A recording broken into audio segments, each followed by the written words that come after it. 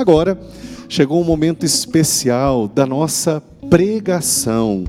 Nós temos hoje 3 momentos especiais de pregação e a pregadora que vai estar conosco é a Rita de Cássia. Eu sou da paróquia Santa Rita, então é uma alegria. Vamos receber com uma salva de palmas e com muito carinho a Rita que estará conosco para pregar. Vamos aplaudir, que Deus a abençoe e a proteja. Rita, seja bem-vinda. Que Deus te abençoe e te proteja muito. Rita, você é de onde? Eu sou de Votorantim, padre. Votorantim. Isso. E o que te levou a ser um instrumento de pregação? O que você faz na vida da igreja hoje? Então, assim, há 25 anos, né, eu tive encontro, assim, pessoal com Deus através da renovação. Sim. E Renovação sempre me carismática. despertou mais, assim, o Ministério de Oração por Cura e Libertação.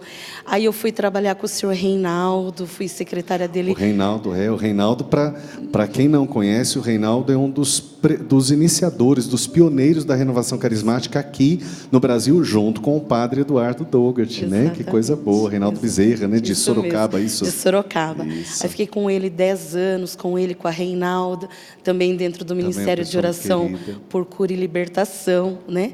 E sempre foi esse meu primeiro chamado. Aí, nesses últimos 5 anos, eu coordenei o Estado no Ministério de Oração por Cura e Libertação também. E, atualmente, eu sou secretária da Renovação no Estado de São Paulo, junto com Marcelo Marangon também. Que é o responsável do Estado. Isso. Então, nós entendemos que hoje, pela providência de Deus, vai ser um tempo de cura e de restauração para nós. Então, eu convido aqueles que estão presentes aqui, e você que está em casa também, vamos estender a nossa mão para Rita. Vamos pedir que Deus possa abençoá-la, que o Senhor possa colocar no coração dela toda a sabedoria, toda a unção do Espírito Santo, reafirmar os dons, os carismas e bendizer ao Senhor pelo sim à evangelização. Todo batizado é chamado a evangelizar. Nós queremos bendizer pelo sim à evangelização que a Rita está dizendo para o Senhor hoje, que ela possa ser instrumento para nós.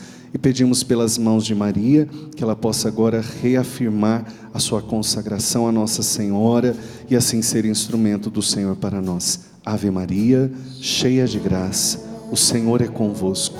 Bendita sois vós entre as mulheres. Bendito é o fruto do vosso ventre, Jesus. Santa Maria, Mãe de Deus, rogai por nós, pecadores, agora e na hora de nossa morte. Amém. Hoje o céu se abre para derramar sobre os corações toda a graça do Pai. Eu também quero me derramar de todo o meu coração nos braços do Pai. Vem, Espírito Santo, com teu poder toca meu ser, fluir em mim. Vem, Espírito Santo,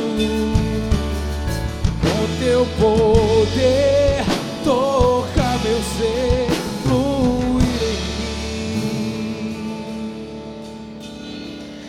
Amém, irmãos? É uma alegria, então, estar aqui hoje, né? Vocês podem sentar-se. E a minha primeira pregação, né, vai ser o tema das mãos ensanguentadas de Jesus. E eu vejo assim o propósito de Deus na nossa vida, né?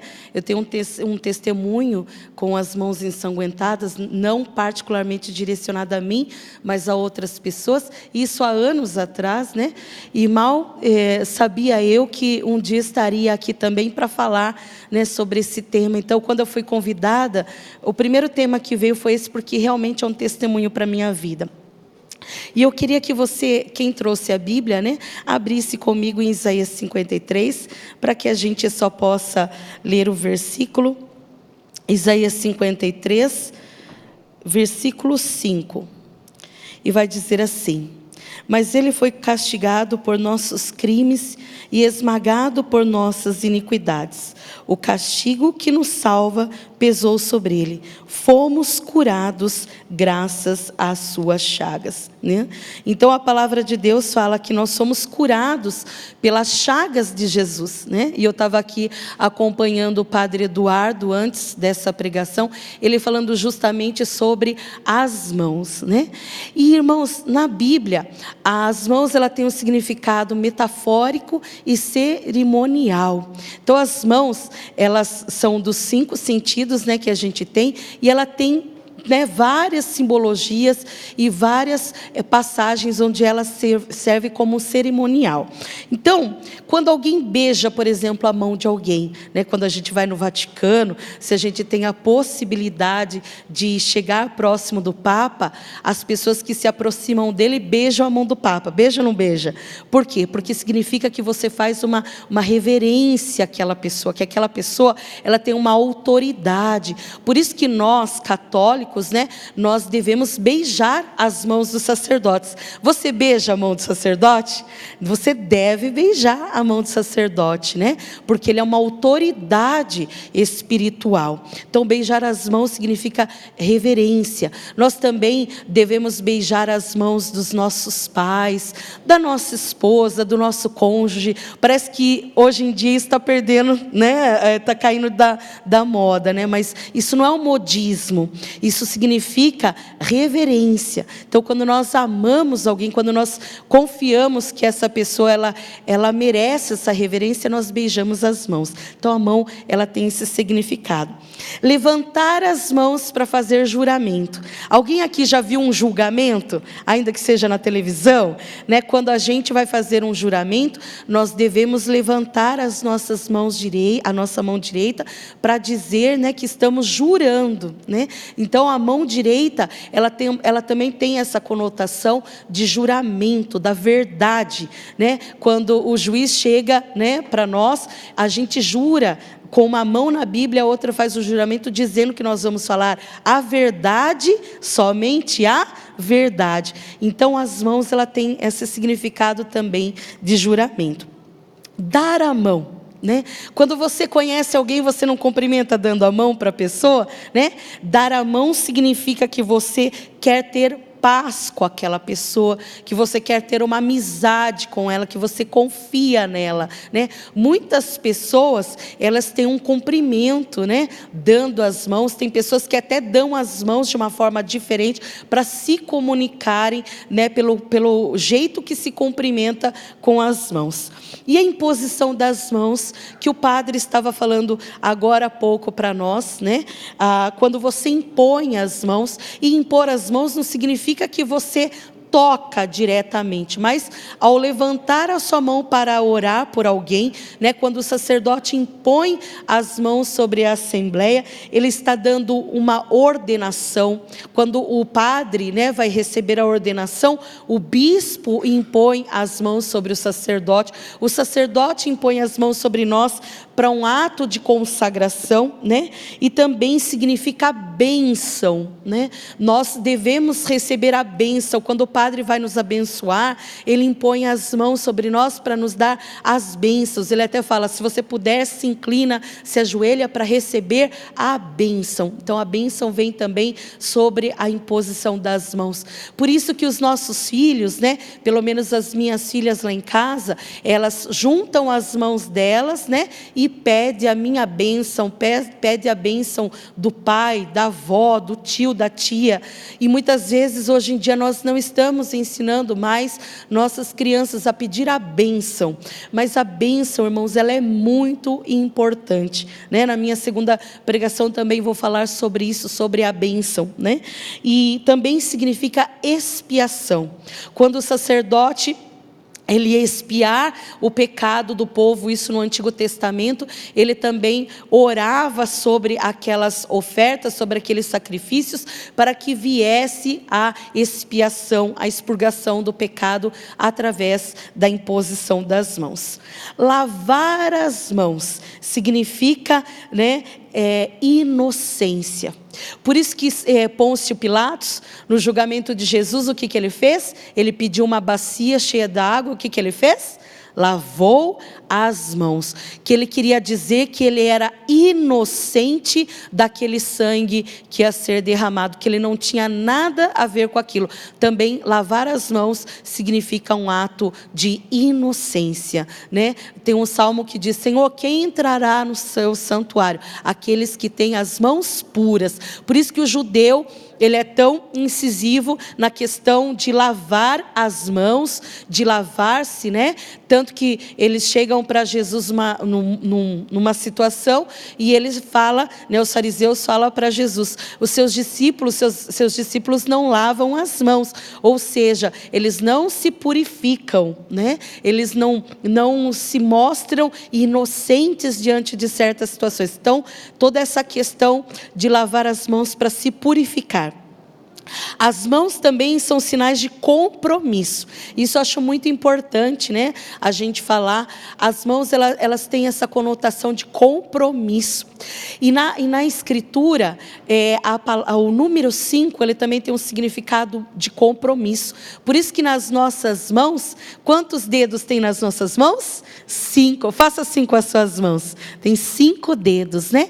Que significa compromisso. O número 5 na escritura, ele tem esse significado. E é por isso que as mãos têm os 5 dedos, que significa sim compromisso. Quando alguém vai assumir um compromisso com uma pessoa, né, que ela quer mostrar que ela está comprometida, o que ela coloca? Uma aliança de compromisso na mão direita também, que significa que eu quero me comprometer com você.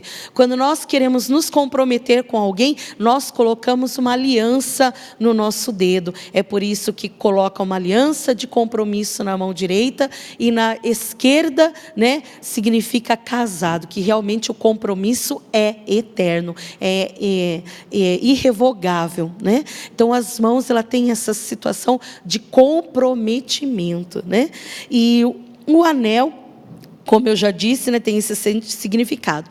E, por fim, as mãos estendidas. Quando nós estendemos as nossas mãos, significa que nós estamos invocando o testemunho do céu.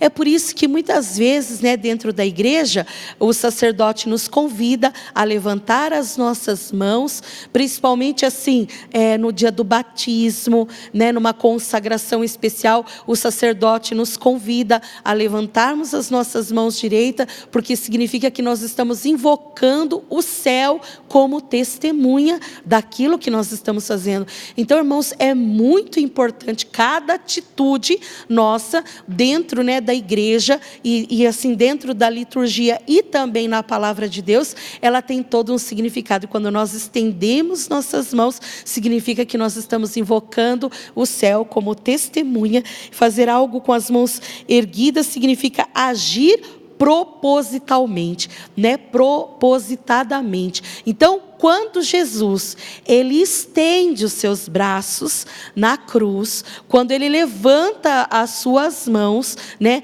para deixar-se ser imolado, ser pregado, significa que ele está fazendo aquilo de propósito.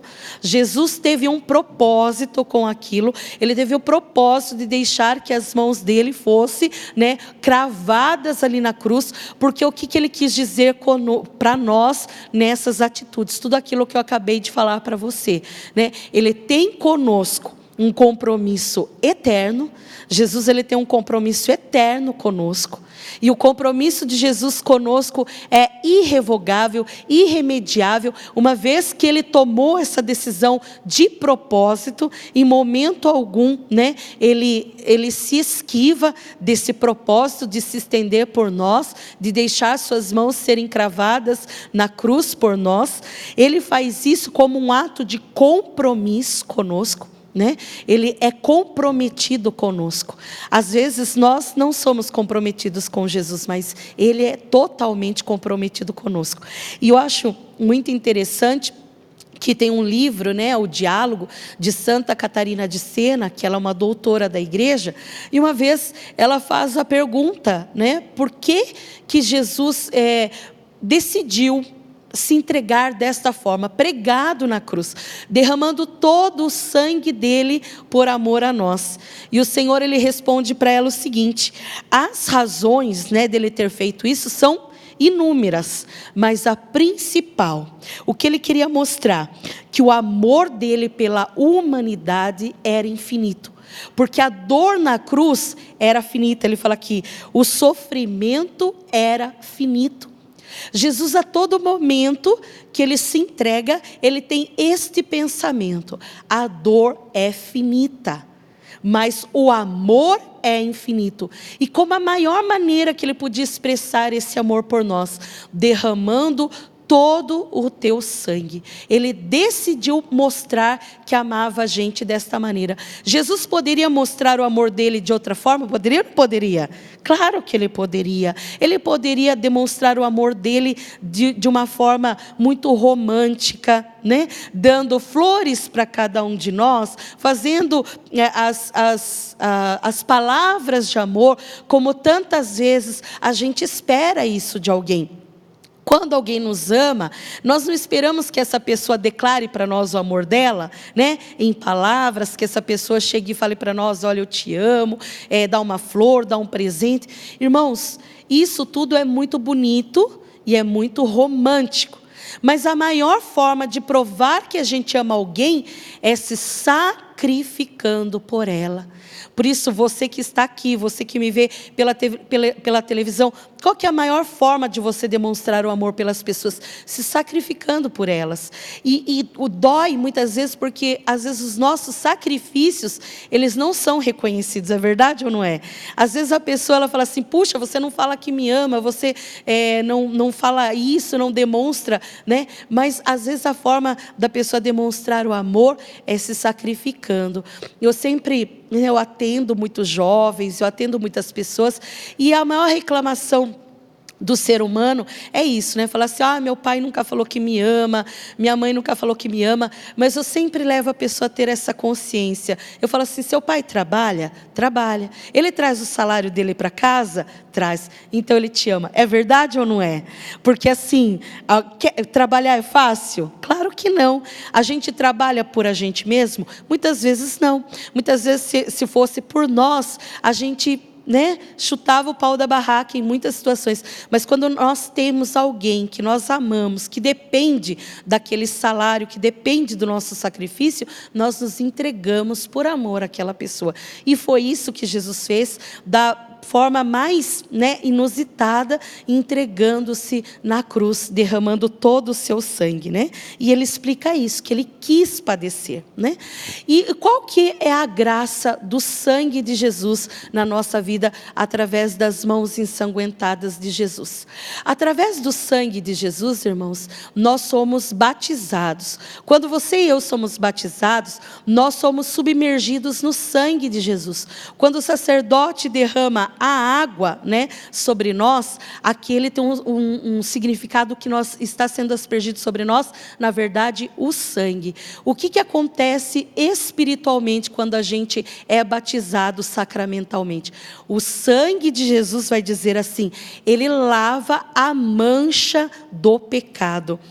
Qualquer pessoa lavada no sangue de Jesus pelo batismo, ele recebe uma graça que é infundida dentro de nós. Então a criança batizada, ela recebe uma infusão do sangue de Jesus. Esse sangue, ele aniquila a mancha do pecado.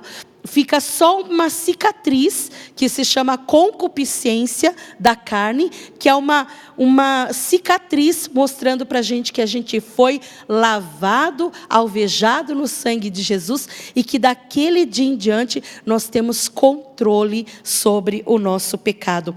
Olha o que o Senhor vai dizer através do livro de Santa Catarina. Aliás, tão grande é a liberdade humana, e de tal modo ficou fortalecida pelo precioso sangue de Cristo, que demônio ou criatura alguma pode obrigar alguém a menor culpa contra o seu parecer. Então o sangue de Jesus, ele nos dá uma fortaleza tão grande, que demônio ou criatura alguma pode me fazer pecar. Olha o poder do sangue de Jesus sobre nós. Então, irmãos, quando ele fala que Ele pagou pelo nosso pecado, é realmente isso, porque nós somos fortalecidos no sangue de Jesus. Ninguém pode nos obrigar a pecar. Repita isso comigo, ninguém. Fala mais forte, ninguém pode me obrigar a menor culpa sem o meu consentimento. Porque eu sou lavado no sangue de Jesus. Vocês compreendem o poder do sangue de Jesus? O poder da imposição do sacerdote sobre nós, quando nós somos lavados no batismo, ninguém pode nos obrigar, muito menos o inimigo, o demônio, pode nos obrigar a qualquer coisa. Então o sangue de Jesus tem muito poder, né? E ele fala aqui ainda, através do livro: acabou a escravidão, o homem ficou livre. Eu sou do Ministério de Oração por Cura e Libertação, e muitas pessoas chamam a gente para conduzir momentos de cura, de libertação. E eu sempre costumo falar para as pessoas assim, porque tem pessoas que falam assim: você vai ser liberto hoje, você vai ser liberto agora. Irmão, você não vai ser liberto agora, você já é liberto pelo poder do sangue de Jesus. Eu quero que você fale isso para o seu irmão: você já é liberto. Você já é liberto. Você não vai ser liberto. O Senhor, Ele fala aqui: acabou a escravidão. A nossa escravidão, irmãos, não acaba hoje. A nossa escravidão acabou há 2019 anos atrás. Você crê nisso? Eu creio. Então, desde que Jesus derramou o sangue dele lá na cruz, que as chagas dele, né, nos alcançou, nós somos lavados, livres do pecado, alvejados nesse sangue, fortalecido com o sangue de Jesus. Criatura ou demônio algum pode me obrigar, e eu sou livre. Acabou a escravidão. Por isso eu digo para você, você que está aqui hoje, você que está nos assistindo, toma posse: acabou a escravidão da sua vida. Você vai dizer isso comigo: acabou a escravidão. Faça esse gesto: acabou a escravidão. Sabe, já acabou. Você é livre. Você não deve nada a ninguém. Você é livre. O sangue de Jesus te comprou. E ele fala aqui ainda para ela: agora ele pode dominar a sensualidade, chegar à meta para a qual foi criado. Qual é a meta que eu fui criada? Qual é a meta que você foi criado? Nós somos criados à imagem e semelhança de Deus, e nós somos criados para a glória de Deus e para um dia participar do reino de Jesus Cristo junto com Ele. Esta é a minha meta, esta é a tua meta, e as mãos ensanguentadas de Jesus querem te conduzir a esse lugar. A pergunta que eu faço para você: você quer ir para o céu? Quer? Sim ou não? Eu quero. Então você pode. Só não vai para o céu quem não quer, porque o Senhor já derramou o sangue dele sobre você. Você é fortalecido, liberto, não há escravidão na sua vida, ninguém pode fazer nada que você não permita, e você tem uma meta, e a nossa meta é o céu. E ele fala aqui ainda: ao obter a graça, os homens são recriados no sangue do meu Filho unigênito. A graça foi restituída aos homens. Então nós, desta nova aliança, foi restituída a graça em nós. Então São Paulo vai dizer: é por graça que vocês são salvos. É por graça que eu, Rita de Cássia, sou salva. Não é pelo meu mérito, não é pelo meu poder, mas pelas chagas de Jesus, pelo sangue dele derramado, eu recebo esta graça e eu posso viver na graça, né? Quando nós estamos imbuídos do sangue de Jesus, nós estamos no estado de graça. Por isso que na Igreja Católica nós temos vários sacramentos: o batismo, a crisma, a confissão dos nossos pecados. Cada vez que o sacerdote levanta as mãos, impõe as mãos sobre nós, nós somos alvejados no sangue de Jesus e a graça vem sobre nós. Sabia que cada vez que você se confessa, espiritualmente o sangue de Jesus é aspergido sobre você novamente e você entra de novo em estado de graça. É por isso que, imagina, se você de repente acabou de confessar, você acabou de receber o sangue de Jesus, e se você morreu naquele momento, o que vai acontecer com você? Você vai direto para o céu, porque todos os seus perdoados, cometidos até aquele momento, são perdoados e lavados. E é por isso que a gente não pode perder esta graça. Você quer perder a graça? Eu não quero, né? Porque a graça de Jesus está sobre nós pelo poder do sangue dele.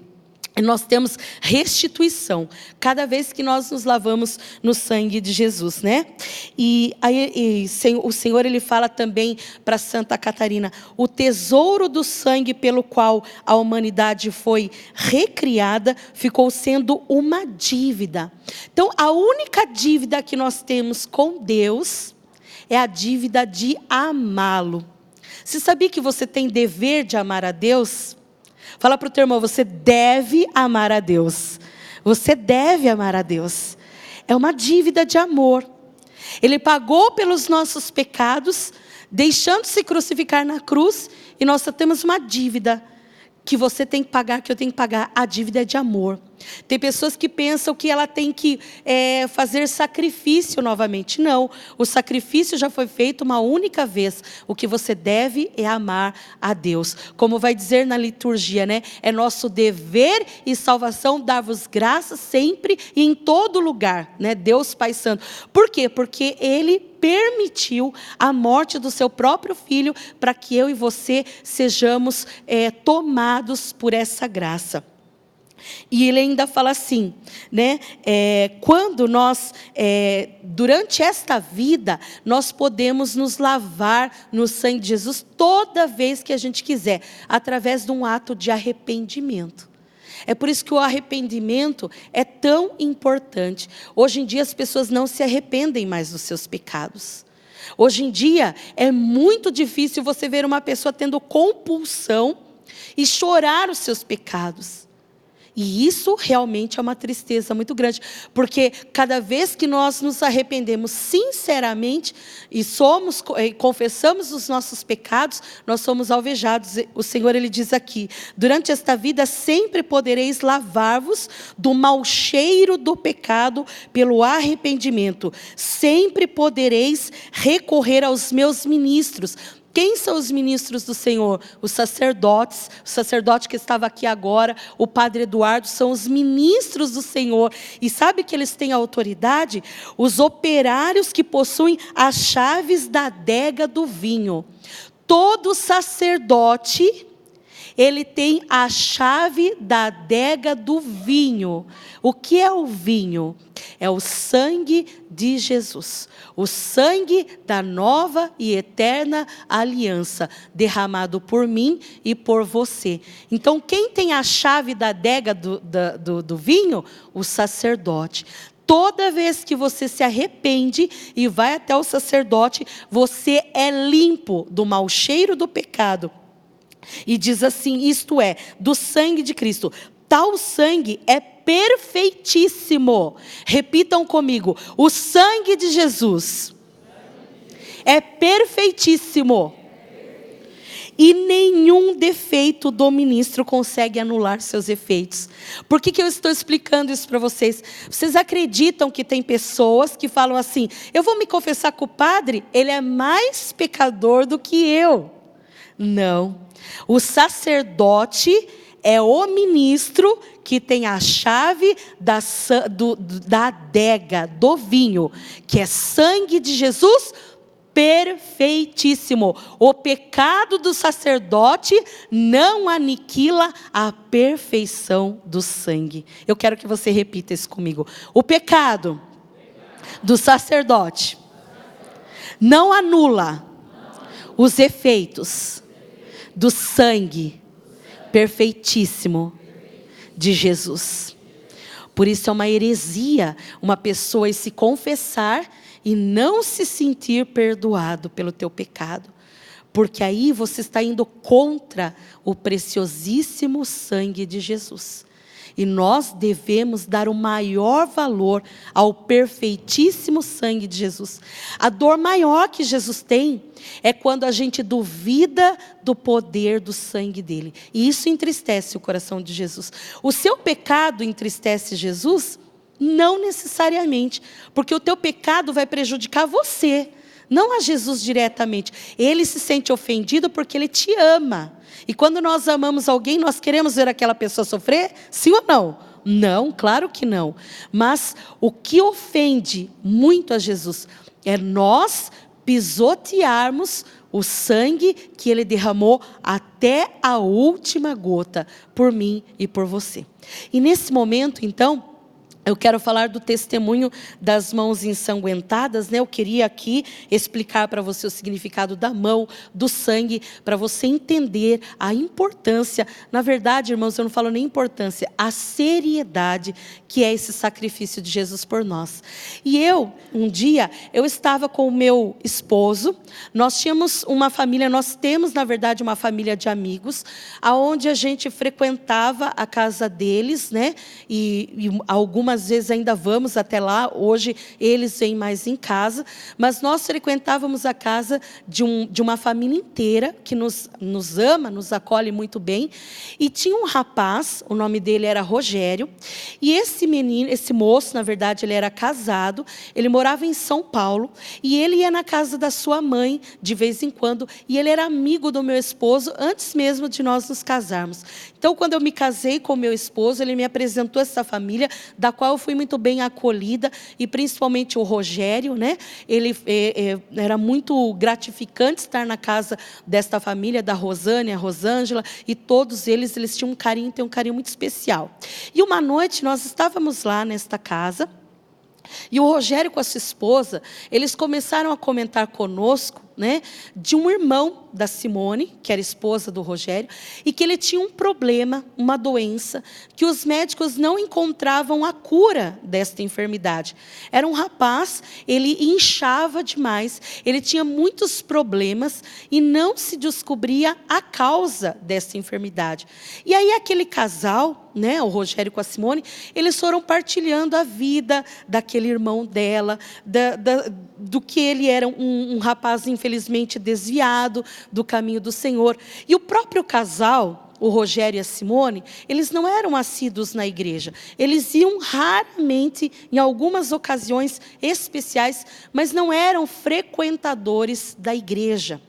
E eu vi naquele dia, né, nós começamos a conversar sobre Deus, e foi a primeira vez, porque claro, a gente sempre frequentava a casa deles, tínhamos um diálogo sadio, porém nunca tínhamos tido a oportunidade de falar abertamente de Deus para eles, né, como a gente cria, como que era. E eu, por ser do Ministério de Oração por Cura e Libertação, a gente sempre é atento de que em tudo Deus quer se servir de nós para tocar o coração das pessoas. E aí eu comecei a conversar com eles, eu comecei a perguntar, né, daquele rapaz, do irmão dela, tal.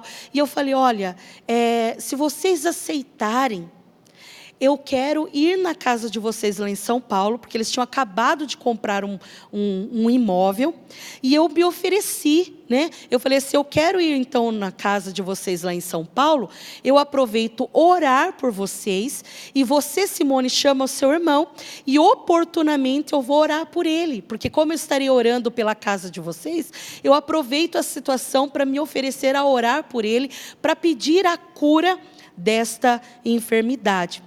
E eles, irmãos, prontamente aceitaram isso. E eles não eram frequentadores da igreja, mas prontamente aceitaram. E aí, então, eu falei assim, nós devemos, então, fazer uma novena.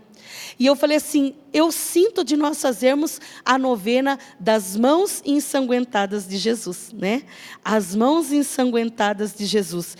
E, incrivelmente, a dona Araci, que era a dona da casa lá, ela falou assim, eu tenho a novena das mãos ensanguentadas, eu vou pegar, então. Eu falei, então ótimo, nós vamos começar em família esta novena hoje. Nós vamos começar agora. Irmãos, esta família, eles nunca, até aquele momento, eles tinham se proposto da família inteira fazer uma novena, por nenhuma intenção. Mesmo alguns irmãos sendo católicos, né, eles nunca tinham,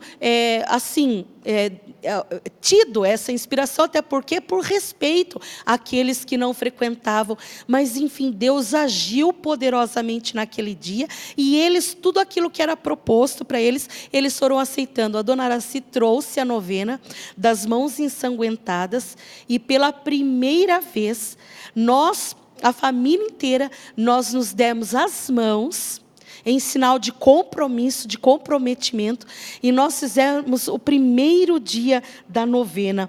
E olha para vocês verem o que fala o primeiro dia da novena. Tranquilizai-vos, não tenhais medo, sou eu. E disse a Pedro, vem Pedro, vem.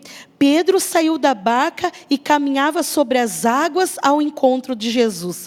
Mas, redobrando a violência do vento, teve medo e começou a afundar. Gritou, Senhor, salva-me. No mesmo instante, Jesus estendeu-lhe a mão, segurou e disse, homem de pouca fé, por que duvidastes? O vento cessou, então os que estavam na barca prostraram-se diante dele e disseram, tu és verdadeiramente o Filho de Deus. E nesse dia da novena vai dizer, Jesus, pelo poder do teu sangue redentor, suplico que aumente a minha fé. Nós fizemos esse primeiro dia da novena todos juntos em família. E eles ficaram extremamente felizes, porque a família inteira orou junto, foi uma noite muito abençoada. Quando o Rogério com a Simone saíram para ir embora, no meio do caminho de São Paulo, eles sofreram um gravíssimo acidente e o Rogério veio a óbito. Ele morreu neste acidente. E o que nós pudemos experimentar no outro dia, no velório, a mãe do Rogério, ela ficou o tempo todo repetindo essa jaculatória. Jesus, pelo poder do teu sangue redentor, eu suplico que aumentes a minha fé. Quando eu cheguei na casa da dona Araci, todos eles, sem exceção, eles falaram, você foi um grande instrumento de Deus na nossa vida, porque Deus se aproveitou de toda esta situação e de você para realmente nos dar uma força neste instante de dor tão grande. E aí no velório, né, todos eles tinham certeza que Jesus, que as mãos ensanguentadas de Jesus estavam sobre eles. Eles não tiveram dúvida. A dona Araci não se desesperou. E a graça maior que eu vejo, o Rogério, como eu disse para vocês, ele não era um homem frequentador da igreja, ele não ia na igreja. No dia que ele deu a oportunidade das mãos ensanguentadas de Jesus tocar o coração dele, Deus se aproveitou daquela situação para salvar o Rogério. Eu tenho certeza que esta frase gritou, Senhor, salva-me. No mesmo instante, Jesus estendeu a mão e segurou. O Senhor veio recolher o Rogério naquele dia, porque o Rogério estava lavado pelo sangue de Jesus. Olha como Deus é. Deus não quer que nenhuma alma se perca. No livro de Santa Catarina, ele vai dizer que é providência dele. Às vezes, quando uma pessoa acaba de se converter, ela acaba de se arrepender, aquela pessoa morre. Vocês já conheceram testemunhos assim? Eu converso com muitas pessoas, mães que sofrem pelos seus filhos drogados, seus filhos perdidos, seus maridos perdidos, e de repente, quando aquele marido se converte, quando aquele filho se converte, do nada, de repente ele morre. Vocês já ouviram histórias assim? Talvez tenha acontecido com você, mas é porque Jesus realmente ele vem resgatar quando aquela alma está preparada. E aí no velório, né, aquele irmão da Simone veio. E o nosso propósito, o meu propósito de orar por ele, quando eu vi o irmão da Simone, eu não perdi a oportunidade. Eu cheguei para ele de canto e ele falou assim para mim, eu estou com uma dor de cabeça terrível. E eu falei assim, você aceita que eu ore por você? Irmão, um moço totalmente desviado. E ele aceitou prontamente que eu orasse por ele. E aí eu contei toda a verdade para ele. Eu falei assim, nós íamos para São Paulo para orar por você, para pedir esta cura dessa enfermidade que nenhum médico descobre qual é. E eu quero orar por você pedindo esta cura. E eu falei para ele, né, que ele aceitasse o sangue de Jesus, as mãos ensanguentadas de Jesus sobre a vida dele. E eu impus as mãos sobre ele e eu orei por ele. Irmãos, este moço, ele se converteu. Por ele morar em São Paulo, ele morava perto de Santo Amaro, ele começou a frequentar as missas lá em Santo Amaro, ele foi totalmente transformado e pouco tempo depois ele também morreu, porque foi lavado e alvejado no sangue de Jesus, nas mãos ensanguentadas de Jesus. E esta família, até hoje, né? Todos eles sabem do poder que tem as mãos ensanguentadas de Jesus e o quanto o Senhor se alegra em salvar a nossa vida. Muitas vezes, irmãos, a gente pensa que a cura é só para esse momento. Jesus, ele não quer só curar você, ele quer te salvar. Como Pedro disse, Senhor, salva-me. Nesse momento eu quero convidar você a fechar seus olhos. E eu quero pedir que você, aonde você está, estenda as suas mãos. Como eu expliquei para vocês, estender as mãos significa chamar o céu como testemunho da nossa vida. As mãos ensanguentadas de Jesus nos tocam. Mais do que curar o nosso físico, Jesus quer curar a nossa alma. Ele quer curar o nosso espírito. Ele quer aproveitar cada oportunidade de a gente se render a Ele. Porque esta vida, irmãos, como vai dizer, é só uma passagem. O Senhor veio para nos salvar eternamente. Nós temos uma meta na nossa vida. E nossa meta é o céu. É o céu. É para lá que eu quero ir. E eu acredito que é lá que você quer ir também. E esta vida simplesmente é um lugar onde você deve, né, se oferecer. Saber que você tem com Jesus uma dívida de amor. Você deve viver essa vida para amá-lo, para reverenciá-lo, para saber que esse sangue te lava e te alveja, e que a cada momento Jesus quer te libertar. Aliás, Ele já te libertou do pecado, Ele já libertou você de toda escravidão, e Ele aproveita cada dia da sua vida para te salvar, para te resgatar, para curar você fisicamente, como Ele fez com aquele rapaz que tinha uma doença incurável, uma doença que ninguém descobria. Ele alcançou 2 almas, uma família inteira, mas ele pôde, e eu tenho certeza que essas 2 almas já estão na glória do Senhor, contemplando a face do Senhor, pelo poder das santas chagas de Jesus. Eu quero convidar você, com as suas mãos levantadas, fala, Senhor Jesus, fala mais alto, Senhor Jesus, eu quero receber nesta hora o seu sangue sobre minha vida, o sangue que escorre das suas mãos chagadas, o sangue que escorre das suas mãos ensanguentadas, pelo poder do teu sangue precioso, aumenta a minha fé, aumenta a minha esperança.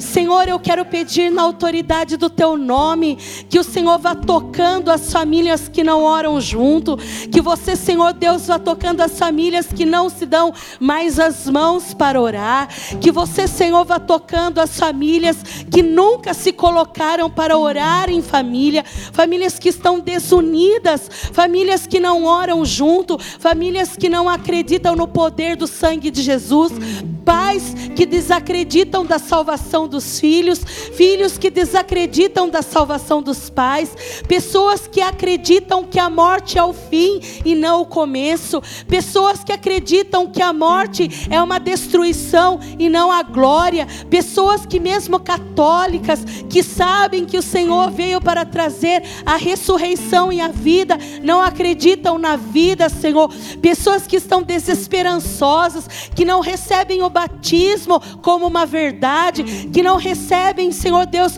o poder do teu sangue como uma verdade. Senhor, nós queremos nos entregar diante de ti e pedir que essas mãos ensanguentadas venham sobre todo este Brasil, venha lavar esse Brasil da corrupção, venha lavar esse Brasil da incredulidade, venha lavar esse país da descrença, que as suas mãos chagadas, Senhor, que essa aliança de compromisso conosco, que nós possamos assumir esse compromisso com o Senhor, que a gente nunca duvide que o Senhor tem as suas mãos estendidas para nos tirar, Senhor Deus, do buraco, da tempestade, da lamúria, da angústia, do sofrimento. Senhor Deus, que nós possamos entender que em tudo o Senhor tem um propósito de salvação para a nossa vida. Vamos escutar esta canção e deixar o Senhor nos lavar com o preciosíssimo sangue redentor dele.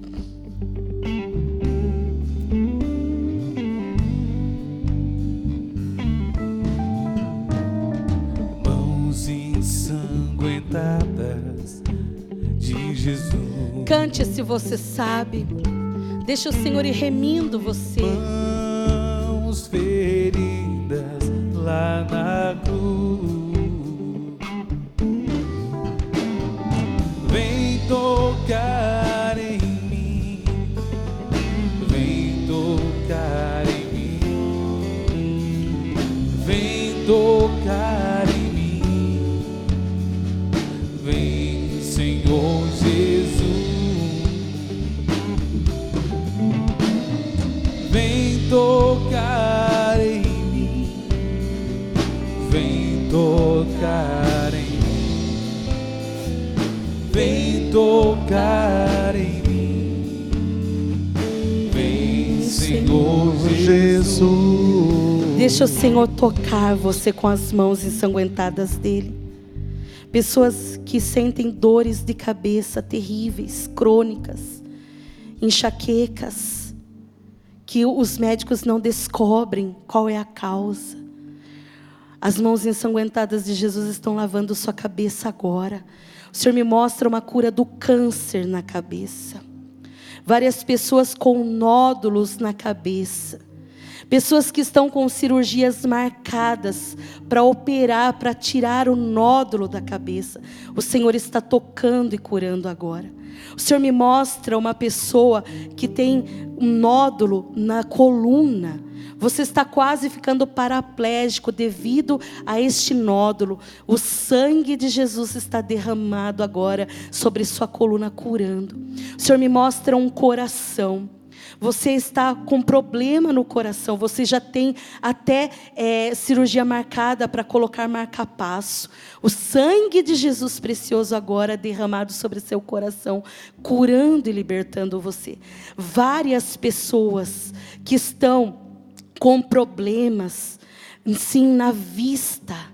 Você está com cirurgia marcada de catarata, porque você quase não tem mais visão. O sangue de Jesus agora, as mãos ensanguentadas de Jesus te lavando agora. O Senhor mostra muitas pessoas aqui sendo tocadas. Glória a Deus. Amém.